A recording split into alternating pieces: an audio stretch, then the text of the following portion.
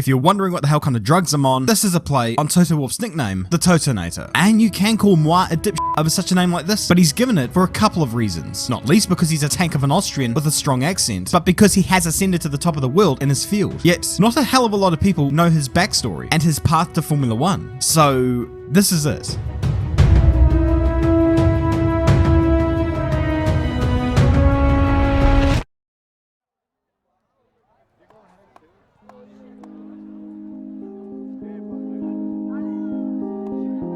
Hailing from Vienna, Toto Wolff is a man who, despite not growing up in wealth and experiencing the early death of his father, was always savvy to the world of business. His story of selling candles to anti-racism marches in Vienna, whilst also giving a share of profits to the organisers, is defo a source of inspiration. Supply and demand, yay. Although his first exploits in racing came after watching his friend Philip Peter race at the Nürburgring in Formula 3. At 17 years old, he was captivated by the aura of the paddock and in need of a sport to dump his candle money into. He attended the Walter Lechner Racing School at the Oostenrijkring and bought a Seat Ibiza to go racing in, after also taking up an instructing role at the driving school. He managed to rope in a bit more funding and the guidance of Walter Lechner to get himself into the Formula Ford championships throughout Austria and Germany. Yeah, Toto Wolff had a racing career for you-know-who. Here's another video idea for you guys to steal. Despite being tall enough to get hypoxia in Holland, Wolff had aspirations of one day becoming a Formula One driver.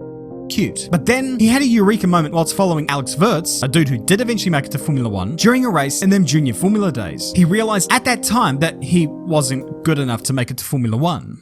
Bummer. But hey, getting a good kick in the nuts early on from reality is better than blowing millions on the sport only to be bummed out through politics, because that's just how the sport is. Still, he raced on, and 1994 did show some promise, with a good start to his Formula Ford campaign, and winning in his class in the Nürburgring 24 hours. But after Karl Vanlinger crashed heavily at Monaco, the events after the deaths of Roland Ratzenberger and Ayrton Senna, his sponsor pulled the pin on the operation, and Wolff was left without much funding to go racing again. This was also compounded by Lechner handing him his ass verbally, after Wolff donkeyed up and spun into the gravel at Zolder when a short podium was on the cards during the race. On the drive back to base, Lechner told him, "You're a decent driver and you can make a living out of this, but I think you should go back to economics and do more about your career than a racing driver." Ouch. This, along with the sponsor pulling out, as well as Wurz and Nick Heidfeld doing things in a car that he knew he couldn't, he decided to just stop. Also dropping out of university, Wolff then went to work in a bank in Warsaw, which does sound about as exciting as eating glue. For him, it was torture. He wanted to race. He wanted to be in that paddock again. For him, that was his Giancana. But for the next 10 years, he didn't care about motorsport. He began to chip away at his career in business. But eventually, as you do when you push pencils and deal with other humans, he did need a break from it all. And after trotting the globe, he discovered that generating money through the internet was a viable pathway. But earning money through internet?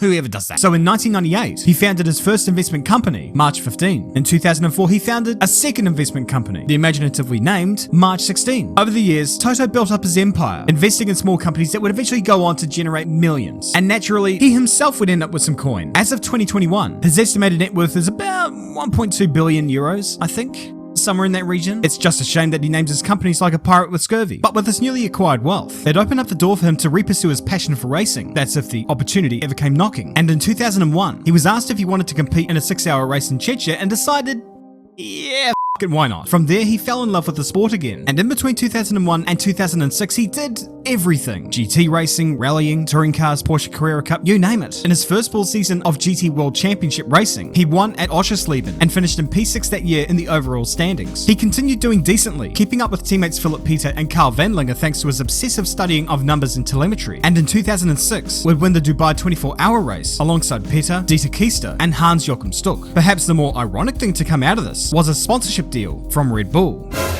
If only he was aware of the headache that was to follow. The driving, though, was merely a hobby. He was first and foremost an entrepreneur, that in a cybernetic organism, or whatever it is. So investing in motorsport seemed like the thing to do, even if motorsport is a financial black hole with little to no return. But investing in young drivers coming up through the ranks does invoke a certain appeal, and the Mercedes Junior program had a few up their sleeve. He invested in drivers such as Bruno Spengler, Alexandre Pomar, and that guy. Toto also bought into the Mercedes DTM team known as HWA, run by one of the founders of AMG, Hans-Werner Alfred. Although his dream of eventually getting involved in Formula One did gain traction in 2009.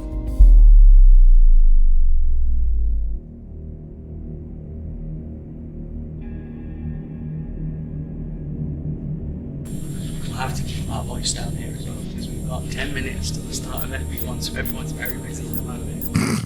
I can't do this shit. anymore. It's just so dumb. Over in Oxfordshire, Frank Williams was in need of financial reprieve for his team, so he began selling some shares in the company, and of course, Totonator snapped this right up and became a minority shareholder within the Williams Formula One team. In 2012, he became the executive director within the team and oversaw the victory of Pastor Maldonado, which, by the way, to this day is the last time Williams had won a race. With all of this going on, Mercedes looked at Toto and thought, how in the hell is this dude doing well and we aren't? After having a powwow together, he understood where they were going wrong, and they understood that he understood where they were going wrong, so they offered him a gig. More so than that, they offered him a 30% share in the venture alongside becoming an executive director of the team. This intrigued Toto, investing in the team that is, so he jumped right into the fire on that one. At the same time, he also took over as head of Mercedes-Benz Motorsport from Norbert Haug, and having sold his Williams shares away in 2014, his devotion was entirely toward Mercedes, and 2013 would be the starting point for him to try and build the team up into becoming an indomitable force. Working alongside Niki Lauda, the first order of business, although I know this was before Toto joined the team, was to lure in Lewis Hamilton to replace the outgoing Michael Schumacher. Smart investment for sure, but jumping from McLaren to Mercedes at the time seemed like a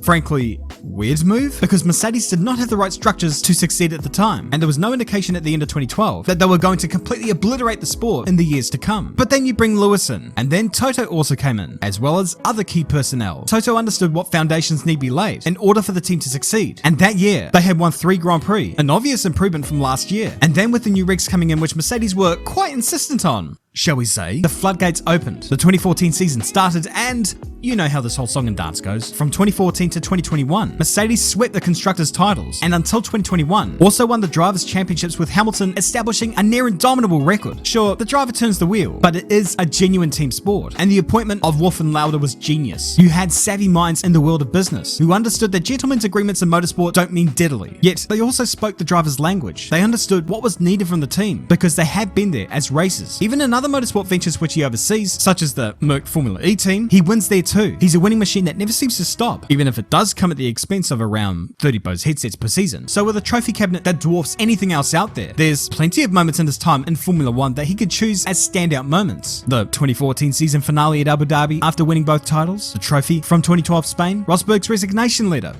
Nah, for him, his standout moment came at the 2014 Austrian Grand Prix. The team had scored a 1-2 with Rosberg winning from Lewis, but 3rd and 4th were also taken up by the Williams team, which he still had shares in at the time, with his pet project finishing out the podium as well, all on the same track which 20 years prior, he was working as a driving instructor, trying to make his way as a racing driver himself. He never achieved his dream of becoming a Formula One driver, but he did make it to this point. It's amazing how it all came full circle really. He really did end up finding his John Connor. Hasta la vista, baby. Anyways, thank you all for watching. Drop a comment below, subscribe to the channel if you're awesome, and always remember, keep it respectful, be wholesome, don't be a menace, and as always, I'll see you all later.